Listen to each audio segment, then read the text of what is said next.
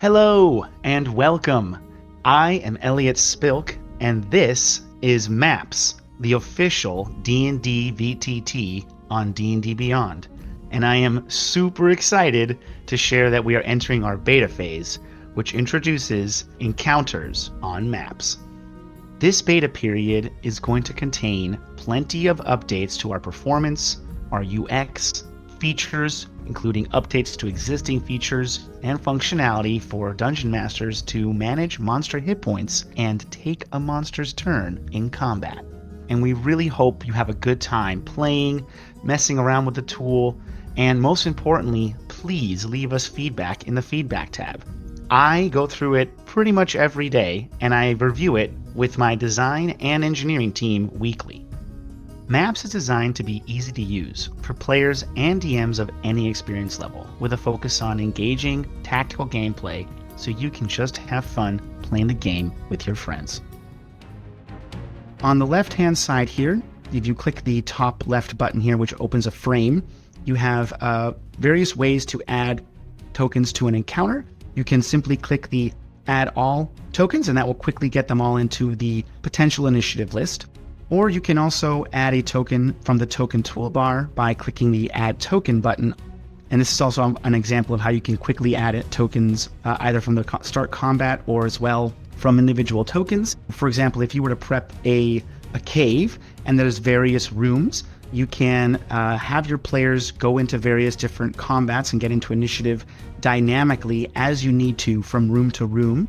Or if a creature flees to get more help and bring their buddies, you can quickly add them dynamically. From here, you can do various things. The monsters will automatically already contain their initiative score, which is something that has always been part of the game, but specifically highlighted further in the 2024 Dungeon Master's Guide, which helps the Dungeon Master quickly get creatures into initiative without having to worry about it or roll for them.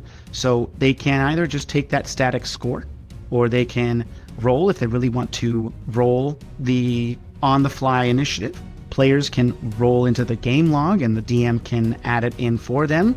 There's a difficulty calculation that is using the 2024 Dungeon Master's Guide rules, and this will only calculate creatures that are in the enemies area compared to the players in the party members section. And any creature or player token or monster token that is moved to a different side will automatically adjust the encounter. So as you can see here, before I've even started combat, I can take a couple quick actions. I could give advantage to the initiative roll itself. This also uses the rules that any static score that needs to be adjusted for advantage or disadvantage gets a plus or a -5. This also is respected and honored when you auto initiative roll. So let's say I wanted them to roll at initiative, it'll just roll, and on the back end you can see it's automatically rolling very quickly and instantly. Let's say the aboleth is really not part of this encounter. I made a mistake. I can also remove this aboleth from the encounter, even though they're still on the map. Maybe they're somewhere else in the waters under the fog somewhere else, but the party members would be engaging the Aarakocras, let's say. Right now we have 2 Aarakocras, and like I mentioned, it's very dynamic, and you can ungroup them, and let's say you wanted to have them act at different initiatives or order, right? Once you ungroup them, you can auto-roll, and you will see they have different initiative orders.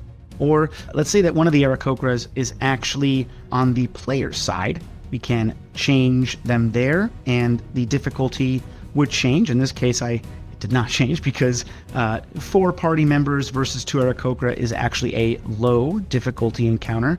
But if there was a change in difficulty, this would automatically shift. So I'm going to add the aboleth back into the encounter. And just like that, you see that the aboleth is actually quite a challenging creature, and the difficulty is now shifted automatically to high. Let's say, again, that the aboleth is neutral in this situation. I will move the aboleth to a neutral side. The difficulty again is changed. But enough of just the initiative order. I hit start combat, and right off the bat you can see there's already an initiative list for the Dungeon Master, and the grouped Aarakocras or the ungrouped Aarakocras have been given the correct A and B listing. And as mentioned before, this is dynamic and will observe the token state. So let's say that Aarakocra B, his actual name, we're going to call him Bob. So now you can see that Bob has changed in the initiative list, and the Aarakocra is no longer Aarakocra A because it only appears to be 1. Let's say that we're going to revert his name back to Aarakocra B, and I'm going to hide Aarakocra B. And now you can see that the token is hidden, and Aarakocra A no longer reveals that it's Aarakocra A. I can also add a border color. We're going to go with purple, and you can see here it is in purple. And again, this is all set up. So let's say I wanted to start my session, which is now I'm ready to show my players what's going on. And I want to make sure that I can see what they're doing. I'm going to go to spectator view here. And from here, this is what the players would see, right? Their map didn't have all the blue fog. They only see a clearing. And they see that there's only one Aarakocra fighting them, and I guess I didn't unhide the aboleth, so they're like, whoa, there's an aboleth somewhere? I guess they've discerned that there's something speaking in their mind. Back over here, if I cycle through turn order, it will dynamically move in real time. And this also observes the hidden state again, trying to be very dynamic here. So here you can see that the Aarakocra, it's their turn. And here on the player view, it's their turn as well. If I were to shift to Aarakocra B and go next, the initiative order will not move because I don't want to, again, tip the hat, or if I need to do something, I don't want them to know that there's a hidden creature. So it will only move to a revealed creature or participant when it is actually their turn. At any point in time, a person can be removed from combat. Like I said, the aboleth was not supposed to be part of combat. We're going to remove the aboleth from combat, and the aboleth is gone.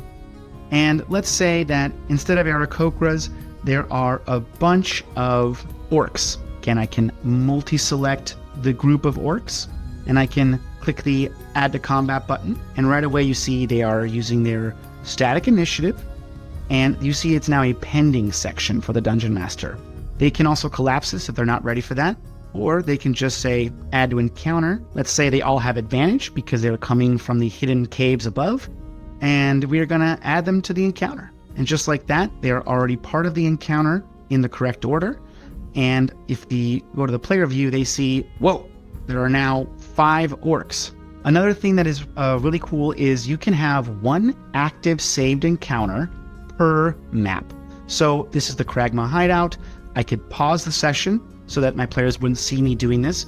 Or if I don't mind and I say, hey, you're suddenly transported to a weird mushroom cave, I can just add a mushroom cave, boom, and my players are back, and we are going to add more monsters. Let's go with a dragon. Everybody loves dragons. And I can add all tokens, auto initiative, combat difficulty very high, of course, start combat, and boom. This is already in combat. We can cycle through turn order, and this encounter is dynamically, automatically saved on this map, and I can switch back to Kragma Hideout if I'd like, and as you can see, we are still in the correct turn order that we were before. Everything has been preserved. This way, a Dungeon Master can prepare for their games by either having quick encounters on the fly, 1 by 1 by 1 by 1 per map, or you can just set up an entire castle or an entire cave system with the creatures that are within, and as your players approach or encounter, or as the living, breathing dungeon reacts to your players' actions and spells and thunder waves that boom through the halls, more creatures can quickly join an active encounter on the fly. Let's go with some kobolds. Add to combat. They've already gotten their initiative. Let's ungroup them, auto roll for them so they are more fluid, and we will add them to the encounter. And just like that, they're already in the list and ready to take their turns. You can also roll dice from the maps page in the game log. We have a roll dice fly up right here where you can quickly just select which one you want to do. Let's say 1d20 and instantly generate a quick roll. You can also add multiples. So let's say a Dragon's Fire, we're going to go with, and boom, right there. It is quickly generated so that you can keep play flowing. We are eager to hear from Dungeon Masters and players as they have fun with the tool and leave us feedback. And once again, thank you so much for using D&D Beyond.